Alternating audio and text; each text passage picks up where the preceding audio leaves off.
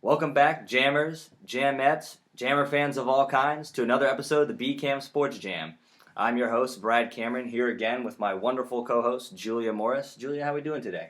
Brad, I'm doing good, and I think I'm doing better because my football team might have beaten your football team last night. Did that happen? Hey, what can I say? I knew it was coming. Okay, well, I guess I asked for that one. You know what, why don't we dive into our first segment, Top Stories. Our top stories are sponsored by Good Samaritans Medical Transport, LLC. Good Samaritans, service that exceeds expectations. Well, our first top story, let's talk about the NFL. Let's go with teams who are 0-2 or who are 1-1 that we think can still surface, still have life, and make a push and get into the playoffs. Mm-hmm. I think my first team is going to be the Bills. I agree. I have that on my list as well. Okay. So I think that the Bills, just because defense, I've always been told, even since I was little playing sports myself, defense wins championships. So you can't argue with the Bills' defense. And I think what Tom Brady did to them is kind of an anomaly because Tom Brady is on a mission so far this season. I mean, he's just destroying everyone and everything. His stats are crazy. And against Buffalo, he did throw for 466 yards. That's the second highest total in his career. But I don't think that's going to happen with every team. Obviously, not every team has someone like Tom Brady. No. So I think that it's hard to argue against the Bills' defense, and I think that they are still definitely a playoff contender. No, you're absolutely right. Sitting there at 1-1, obviously going against the defending champion Patriots. They beat Pittsburgh, and also now they beat Buffalo. So New England coming out hot, but Buffalo, lots of reason to be excited. They got young athleticism in a Tyrod Taylor, and obviously a stud defense that got gashed last week, but probably will revenge themselves later in the season, no doubt about it. Okay, good. And the other team that I have on my list that they're 0-2, but it's the Seahawks. So I think just based on, they've been to the Super Bowl the past 2 years, how can you argue with that? And I think Cam Chancellor ending his holdout this week is huge for them, that he's going to be back. That's a big deal. And even defensive lineman Michael Bennett, he said they missed Chancellor's play, but more importantly, they missed his leadership in the games. And I think that that's something you can't put a price tag on, and that he's going to come back and lead them and get them fired up. So I still think that you can't count the Seahawks out. No, tremendous. You're right. Another team I think is the Colts. This is a team that's playing in a very, very weak division. Currently, Jacksonville is leading that division. Probably won't hear that much longer. Just like, who would have thought that? Well, no, definitely not. Well, Jacksonville has their hands full with New England this week. But look for the Colts to really settle down. They'll start coming together. Tennessee looks like the only other team that really is going to battle them. Houston's got quarterback problems. I just think it's going to be easy for them to win some games in their division and win enough to make it to the postseason, even though they're 0-2.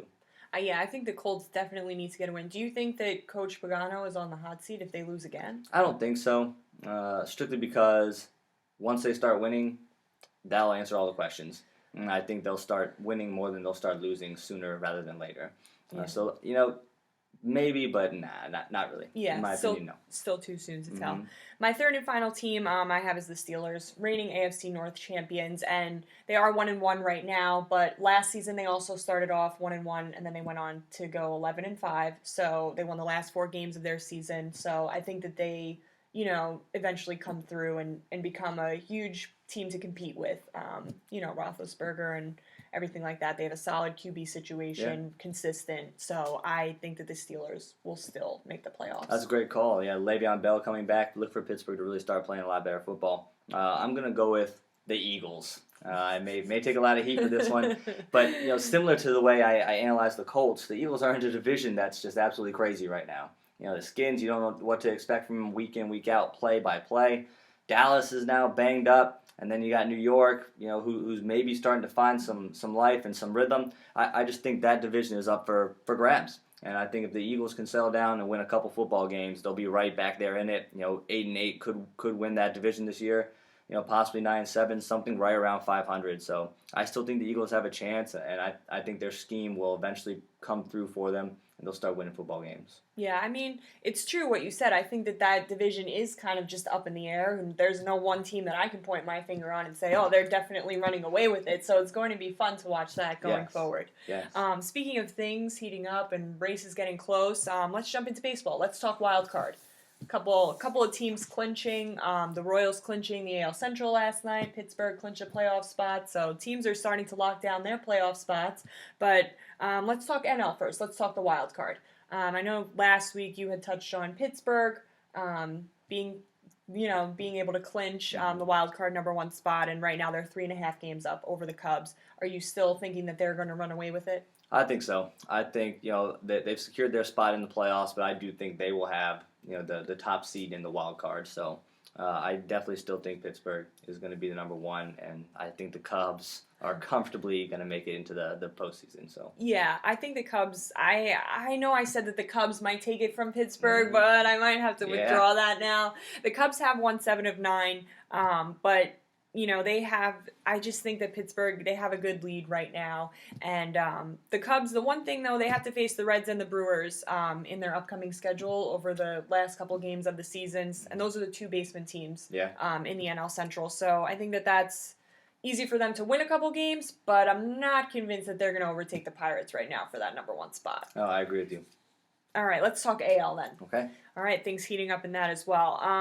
I still think that Houston is going to fall off. I can't see them taking that 2nd spot behind the Yankees. One thing that I read, or a stat I heard, Houston's bullpen has an ERA over 6. That's not good right now. If you can't lock down games at the end of the game, I mean, that's very troubling to me. And I think that the Angels are still going to come and sneak in there. They just took 2 out of 3 from Houston this week, and last week they took 3 out of 4 from Minnesota. Yeah. So they're beating the teams that they need to beat. And I think that David Freese, I don't know if you saw the game with the against the Astros, but he put them up in the 8th inning, go ahead double, and the Angels won 6-5. And I think that that's certain things that stand out to me when you start to get down this stretch is, do you have those veteran leaders who have been there before, and they might not be superstars like David Freese. He is a World Series MVP, but he's not Mike Trout or Albert Pujols, but they can still step up in big situations when it counts, and I think that that's something that will matter down the stretch, and the Angels have that. Well, sure. You look at the depth of all the bats that they have. If you got guys like Pujols and like Trout, and then you have your secondary guys are Freese, you're in pretty good hands. But I still think Minnesota is going to hold on and get that spot. So I have New York and Minnesota. I think Minnesota's schedule coming in is pretty easy. They just have a big closing series against the Royals that they're going to have to try and take at least 2 out of those 3 games in order to get in. But I think they do it. Yeah, you mentioned the Twins, and they do have to play the Indians and the Tigers, both teams under 500, so that could be an advantage for them, but I still think that the Angels come out. We'll find out. All right, so let's take a break right now, and we'll be back in a few minutes. Stick with us, everyone. With jamming, and I hope you like jamming too. Welcome back, Jammer fans. Moving on with our next segment is our Jammer fan shout out, and we love showing our Jammer fans love, so feel free to comment, interact with us as best you can. This week, it's Jamette, Rachel Chazen. She's a great supporter, loves the show, watches and comments, interacts. You can follow her at Rach Chazen, RACHAZEN. Thank you, Rachel. All right, now you know what time it is. My favorite part of the show. Yep. Julius Jabroni's and Brad's Bozos, where we talk about the sports blunders of the week. This is the good stuff, guys. You know you love it. All right, so for my Jabroni of the week, I am going with the Royals and Indians game. And Alex Rios of Kansas City hits a home run, and then the Cleveland guys set off fireworks at the stadium. Oh, man. And he was, hiding in his face. Don't want to be that guy. You don't want to be that guy. Getting booed by the crowd. No, that's a good one. My bozos is going to be the University of Florida Gators football team. Quit tackling each other. The end of the ECU game, they pick up a loose fumble, and instead of just going down, he has to be tackled by his own player. University of Florida, what's going on? Quit tackling each other. Bozos. Guys, come on. Get it together. All right, let's head into some weekend preview and some series to look for this weekend. Yeah. Let's talk baseball first. The Astros and Rangers are going to play each other this weekend. So who's going to take control of the AL West? That's a big series to follow. We'll see. I think again the Rangers stay hot and take this series and stay ahead. And then the other series that I have in baseball to watch, you got to watch the Cubs and Pirates series in Chicago this weekend. That's gonna be big for sure. Can the Cubs overtake the Pirates? We'll see. At home they're playing, and they're playing very well. Lester's getting the start in Game 1, which is big for them. I mentioned him last week just because I think he's the proven veteran with experience. And the last time he faced the Cubs, he gave up only 1 run over 9 innings, and that was his only complete game of the season. So I think that Lester also pitches a gem for the Cubs in that opener, and that kind of sets the tone. I think the Cubs might take 2 out of 3 in this one. Okay. Yeah. Good call.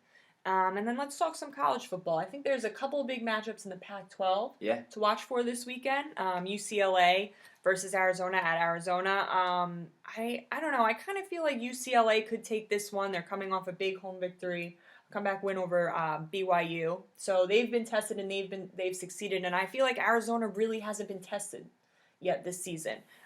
They took an easy win over Northern Arizona and FCS team, so I'm not convinced that they will be able to beat UCLA, but that should be a good game to watch. And another one that I think is big is Michigan against BYU. This is Michigan's chance to prove that they're turning the program around for Harbaugh coming in and, to show what he's got. I like him. I think he's a passionate guy and passionate coach. I think Michigan might have a chance at winning this game. Yeah, definitely. The winning program, traditional, against a BYU program that doesn't necessarily have much to show, but in their own respect is putting together a great season. It has the last couple of years had a really good seasons. But yeah, look for this Michigan team to just kind of dominate and get back to their winning ways. See if Harbaugh can bring that environment back to that organization. Yeah, that should be a good one to watch. So what are some sports headlines to look for this weekend? Well, I think the biggest one that you want to watch is this Dallas Cowboys quarterback situation. Now that Romo is gone and now that Dez Bryant is gone, how are they going to move the ball through the air? They have Brandon Weeden and they just picked up Matt Castle. I think Weeden is supposed to get the start, but we saw his starts in Cleveland. Loves throwing interceptions, or maybe he doesn't love it, but practices that anyway. Either way, it's not good. It's not good. They do. They are winning the division right now, up 2-0, but I don't know. I think they're gonna falter. I just think that you can't replace Tony Romo, despite some of the mistakes he can make. It's hard to replace some of the big plays that he brings to the table, and so look for that game, Cowboys quarterback situation. So do you think Castle was a good pickup? It's serviceable. Nothing is going to replace him. If they can do whatever they can to muster up some wins until Romo gets back or gets healthy, if he does come back this year, then that's fine. But I don't think Castle or Weeden, if those are your options that you have, you're in a bad situation. Yeah. So we'll definitely have to keep an eye on that going forward, Cowboys situation. Yeah. For sure. All right, so let's take another break, Brad, and then when we come back, we will wrap up with the fantasy finale. Great. We're jamming, and I hope you like jamming too. Welcome back, Jammer fans. Moving on to our next segment is our fantasy finale, and we're going to start with top starts this week in fantasy for you, quarterback position. I'm going to go with Russell Wilson versus the Bears. The Bears have been pretty bad defensively this year, and Seattle is looking for a spark, and they just paid Russell Wilson a lot of money, and Cam Chancellor's coming back. Seattle has a big game, and Russell Wilson lives up to the check or the contract he signed. Big game out of Russell Wilson this week. Start him. I'm going to have to go with Aaron Rodgers at home against Kansas City. In his last game against the Seahawks, he was very impressive. 25 of 33 for 249 yards, 2 passing touchdowns, no interceptions. He's carrying that momentum forward against Kansas City going home.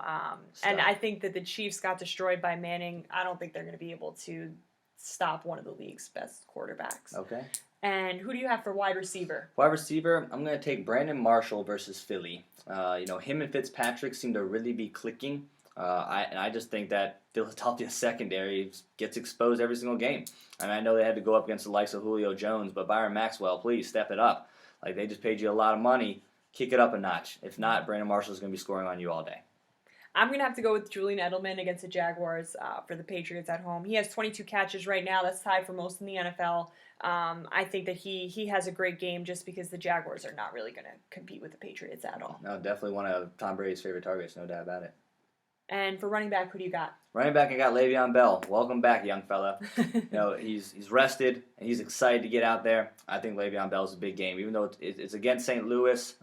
St. Louis does have a very good rush defense, even though the Skins really exposed it. I just think Le'Veon Bell is going to be too excited. I think Pittsburgh wants him to get the ball and get going. So Le'Veon Bell, big game. And I know you had talked about Russell Wilson for Seattle having a big game. See, I'm picking a Seahawks player for running back for me. I got to go with Marshawn Lynch. He's got to get going. He has 114 yards this season, no touchdowns. There's no way that he doesn't start to,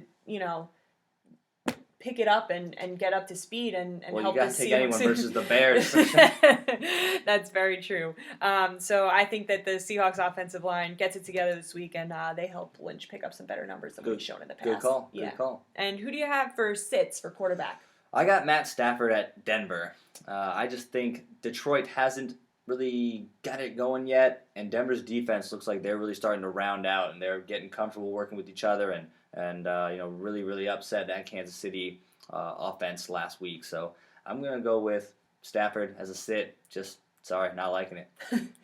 That's a good pick, I think. And I'm going to go with Andy Dalton against the Ravens, solely because when he's played in Baltimore 4 career road games, he has thrown only 3 touchdowns and 7 interceptions. That's troubling to me. I think that the Ravens contain him and he doesn't perform up to par. Okay. All right.